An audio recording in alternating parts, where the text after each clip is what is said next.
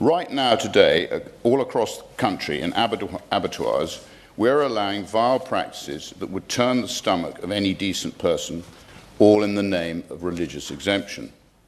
This isn't farming, it's torture. And the British people have no idea that this is happening. Because supermarkets don't label it, restaurants don't mention it, and schools don't highlight it. And politicians in these buildings are too terrified to mention it, out of fear of upsetting the religious minorities. I'm afraid I don't care. It's about animal welfare. Millions of Brits are eating halal meat against their will and without their knowledge, due to our deceitful labelling system. That means halal meat is seeping into the food chain, and the consumer is unwittingly eating it. Thank the Honourable Member for giving way. Would he just clarify, just for my understanding, when he says, what does he propose in terms of those 88% of halal meat is actually pre-stunned? So given that, is he just after pre-stunned meat? Is that the crux of his argument? I thank the Honourable Member for her intervention. The halal stun is a lower voltage than the non-halal stun. And as a member over here quite rightly said, chickens are put into an electric bath before they're killed. It is the actual level of the stun that counts. So why does he share my concern?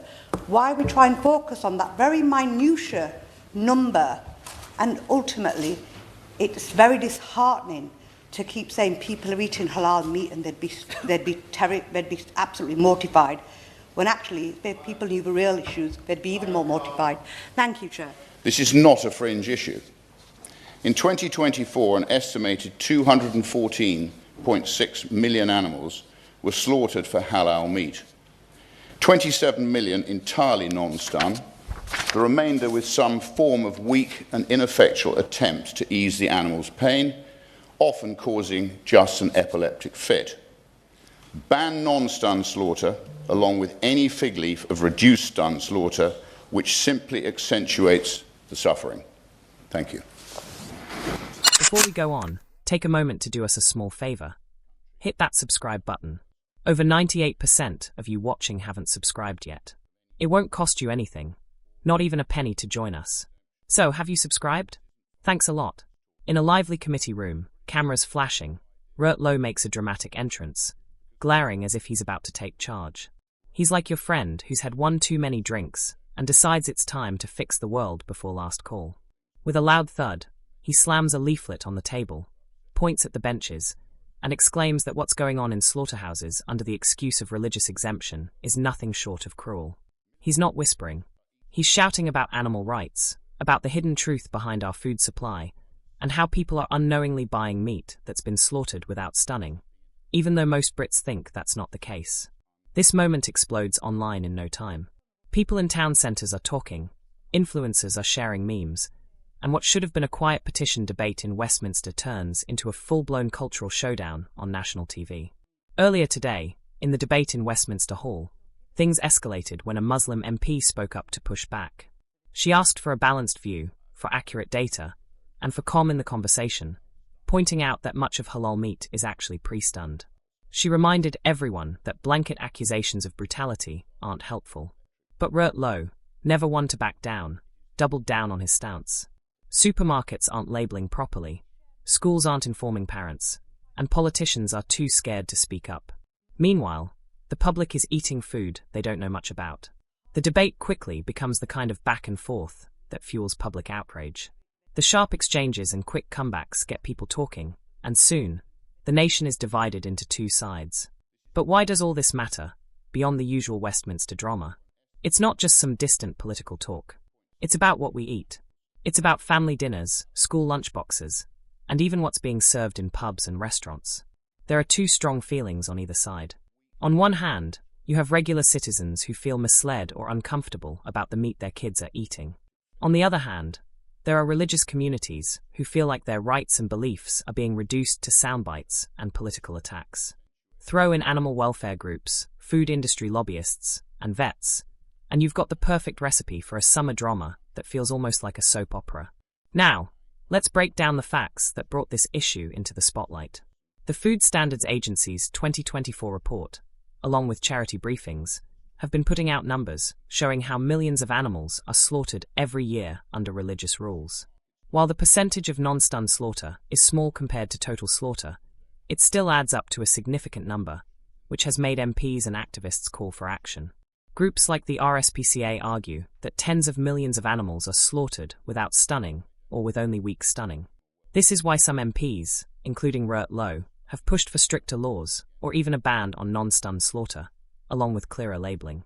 The real issue here isn't just about animal welfare, it's also about being transparent with the public. You could feel the tension in the debate room. Rupert Lowe painted a grim picture, talking about animals suffering with ineffective stunning and how supermarkets hide the truth from consumers. His language was designed to make people uncomfortable, using words like torture and vile practices. And it worked. The room was buzzing with reaction. But the Muslim MP's intervention did two important things. First, she called for precision when talking about the numbers, and second, she emphasized that most halal meat is pre-stunned. She warned against using these debates to stir up prejudice or hate. Her tone was firm, but calm. She reminded everyone that while we're allowed to question practices, we shouldn't misuse religion in the process. This clash between raw emotion and measured reasoning is what's driving the story forward. The political fallout has been swift. The calls for a ban on non-stun slaughter have become a key issue for conservatives and independents. Some MPs see this as an easy way to show they're tough on cruelty, while hardliners see it as a way to put cultural pressure on minority groups. But other MPs are worried this could cause division and feed into far-right narratives that target religious communities. In the past few months, Rupert Lowe has been at the center of some controversies, and his outspoken stance has only added fuel to the fire. His involvement brings even more attention to whatever motion he supports. Meanwhile, the government finds itself stuck in the middle. On one side, supporting animal welfare, but risking accusations of cultural insensitivity. On the other side, defending religious practices, but facing criticism for ignoring animal suffering. Neither side is easy to take when you're trying to win votes. Social media reactions? They've been as ugly as expected, with some predictably harsh and others surprisingly unpredictable. Clips of Rupert Lowe's dramatic speech were quickly turned into viral TikToks, with bold captions like brutal or tradition. Meanwhile, the Muslim MP's response was shared on community pages, often with warnings about misinformation. Hashtags trended for a day, with some calling for better labeling on meat, while others felt it was an attack on their faith. Soon, protest groups began organizing local demonstrations. On one side, people were rallying for clearer labels and even a ban on certain slaughter methods. On the other, groups were defending religious freedom and warning of growing intolerance. What started as an online debate quickly spilled into the real world. By last night, small protests had popped up outside a few supermarkets, and local councils were scrambling to explain their policies on school meals and food sourcing. This debate isn't just a UK issue.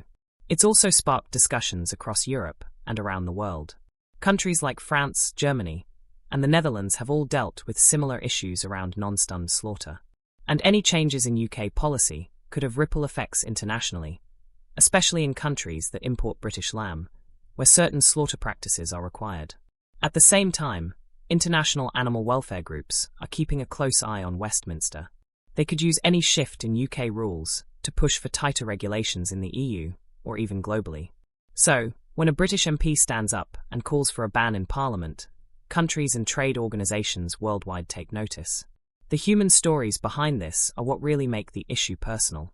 You've got a butcher in East London explaining that most of his halal suppliers now stun the animals because it opens up a wider market. You've got a grandmother in a northern town asking for clear labelling on school meals. Then there are volunteers working with Muslim communities who say their people feel targeted and misunderstood.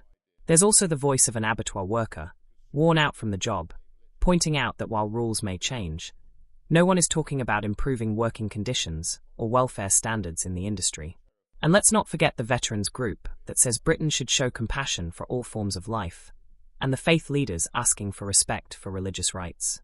These are the voices that make this debate about real people, not just political figures in suits. Legally, this is a complex situation. The law surrounding ritual slaughter is tangled up with religious freedoms, trade regulations, and animal welfare laws. Lawyers are warning that a complete ban on religious slaughter could trigger legal challenges based on human rights. while reforming labelling laws would be more manageable, but still tricky to implement. The government is walking a fine line. The ministers have said they want to improve welfare standards, increase inspections, gather better data, and provide clearer consumer information. However, they've stopped short of promising a ban. The Home Office and there are briefs that are circulating hint at more targeted measures, like encouraging pre-stunning, where possible, funding certification schemes, and even testing out labelling in councils that ask for it. This is typical of the cautious, behind-the-scenes approach we often see from Whitehall, making small, incremental changes to avoid drawing too much attention or upsetting any communities. But that approach frustrates both sides of the debate, meaning the issue will likely continue to simmer for a while. The media coverage has been equally intense. Tabloid newspapers went with the simplest angle, showing dramatic photos and sensationalizing the issue as brutal rituals. Meanwhile, broadsheets dug into the complexities, publishing opinion pieces about religious freedom and questioning whether the numbers being quoted were accurate. Broadcast news loved the footage of Rupert Lowe storming the podium, and panel shows had a field day with the story. Columnists on both sides appealed to emotions, some arguing that animal welfare is a key British value, while others warned that targeting religious practices could lead to rising intolerance. How the media frames this debate matters, because it shapes public perception. Is this about a welfare crisis, or is it a culture war? And here's the cliffhanger, the part you'll want to keep an eye on.